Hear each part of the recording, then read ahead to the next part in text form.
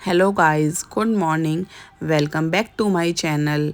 कैसे हैं आप सब? आशा करती हूँ आप सब अच्छे होंगे, स्वस्थ होंगे। मैं भी बहुत अच्छी हूँ। और देखिए, ये सुबह का टाइम है। इससे पहले मैंने आरव को स्कूल भेज दिया है। आज मैंने आरव को लंच में जवे बनाकर दिए थे। फिर उसके बाद हम लोगों ने नाश्ता किया और फिर हस्बैंड फैक्ट्री चले गए। और अभी ना माटू सो ही रहा है, तो मैंने सोचा जल्दी से अपना क्लीनिंग का काम कर देती हूँ। और आज मैं आपसे अपना जो क्लीनिंग का रूटीन होता है वो शेयर कर रही हूँ सिर्फ, और कुछ भी शेयर नहीं कर रही हूँ। मतलब आगे का जो भी खाना वगैरह है वो कुछ नहीं, मैं आपको दिखा रही हूँ कि मतलब 1-1.5 घंटे में मैं अपना कैसे अपना पूरे घर की सफाई कर लेती हूँ। और अब ना मैंने आपको बताया था कि अब हम अंदर वाले रूम में सोने लगे हैं, तो ये वाला रूम बहुत ज़्यादा मैशी हो जाता है, मतलब कि बहुत ज़्यादा फैल जाता है। आप देख ही रहे होंगे कि पूरे रात को जैसे गद्दा लगाती हूँ, पूरे बिस्तरे वगैरह हो गए, उनको लगाना, फिर सुबह उठाना।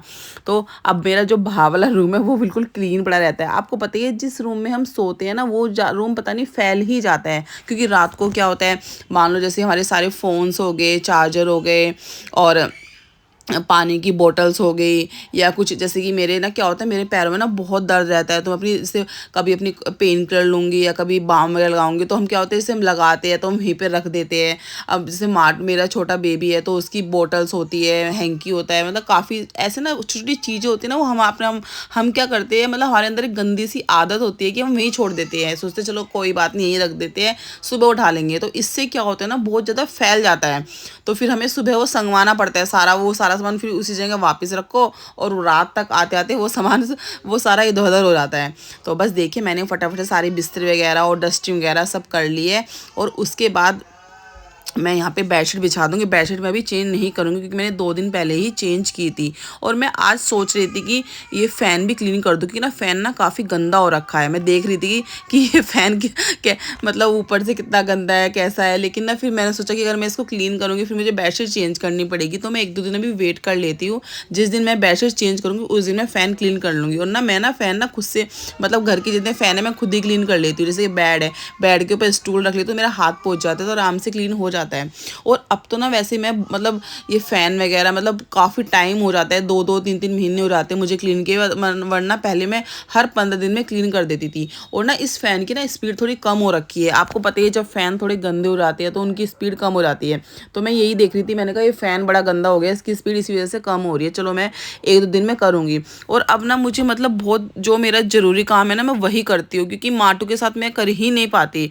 वो इतना परेशान करता है ना, मतलब इतना रोता है। तो मतलब बहुत पहले मैं इतनी क्लीनिंग करती थी ना, सच में आप मतलब बिलीव नहीं करोगे, जब माटू नहीं था, क्योंकि आरव तो बड़ा हो ही गया है, तो मैं अपने पूरे घर की डेली डीप क्लीन ही करती थी। लेकिन अब तो मैं बहुत ज़रूरी काम है वही करती हूँ, कि बस मेरे को पता है मैं कैसे मैनेज कर रही हूँ। और अकेले होना तो यही प्रॉब्लम होती है, अगर साथ में कोई हो तो इतनी प्रॉब्लम नहीं होती, कि चलो साथ में कोई है तो उनको बच्चा दे दिया और खुद अपना घर का काम कर लिया।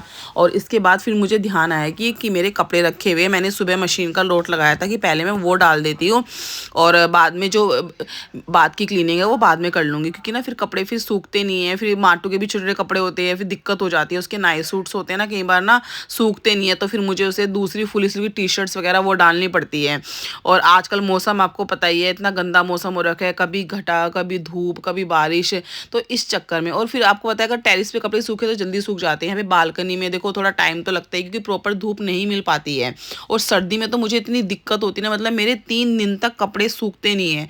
मैं अंदर मतलब जो बाहर वाला रूम है उसमें रात को डाल के पंखा चला के छोड़ती हूँ, तब जाके थोड़े बहुत सूखते हैं। फिर भी हल्के हल्के ना, मतलब आपको पता ही है सर्दी होती है, नमी नमी सी रहती है, फिर उन पर प्रेस करती हूँ, तो मतलब इतनी मेरे को इतनी दिक्कत होती है कपड़ों के साथ, तो बहुत ज़्यादा। कभी कभी ऐसा लगता है कि टॉप फ्लोर होना चाहिए अपना, ये है कि एक जीना चढ़ना है, फटाफट से कम कपड़े तो ऊपर जाके सुखा दो। और सबसे नीचे वालों की यही दिक्कत होती है। और यहाँ पे देखिए, फिर मैं हॉल में आ गई थी, और आज आपने देखा होगा ट्रेडमिल ना यहाँ पे बीच में है, तो यहाँ पे क्या हुआ ना, यहाँ पे ना मतलब आजकल आपको पता ही थोड़े मच्छर हो रहे हैं, तो मैंने ना सोचा कि चलो 2-3 दिन के लिए ना ट्रेडमिल को यहाँ पे साइड में लगा देती हूँ, कि जो कॉर्नर है ना इसकी सफाई हो जाएगी। तो मैंने अभी आंटी आई थी ना, तो मैंने उनके साथ मिलके ना ये ट्रेडमिल ना साइड में कर दी, और यहाँ पे मैंने ना पूरे अच्छे से पोछा वोछा लगा के डस्ट वगैरह बहुत ज़्यादा हल्के हल्के छोटे जाले लगे हुए थे इसके नीचे, वो साफ़ कर दिए। आपको अगर पता ही है कि दिवाली का टाइम है, अब दिवाली आने वाली है तो मच्छर तो आ ही जाते हैं, तो बहुत छोटे छोटे मच्छर से हो रहे हैं। तो मैं वो धीरे धीरे घर का ना एक एक सामान हटा हटा के साफ़ कर रही हूँ, क्योंकि साथ में छोटा बच्चा है, अगर उसको दिक्कत ना हो जाए इसलिए। और फिर मैं ये वॉश बेसिन है ये साफ़ कर दूँगी, और उसके बाद फिर मैं झाड़ू लगाऊँगी और पोछा लगाऊँगी।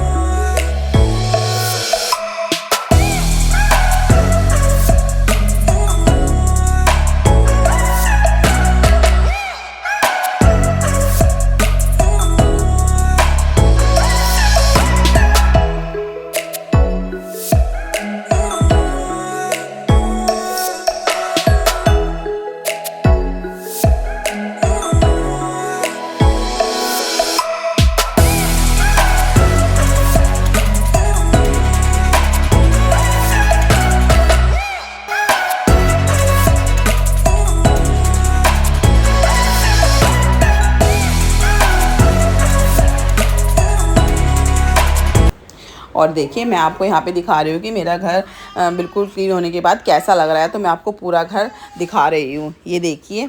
और बस मैं आपसे मिलती हूँ नेक्स्ट व्लॉग में, तब तक व्लॉग को लाइक कीजिए, सब्सक्राइब कीजिए और अपना ध्यान रखिए। Bye bye.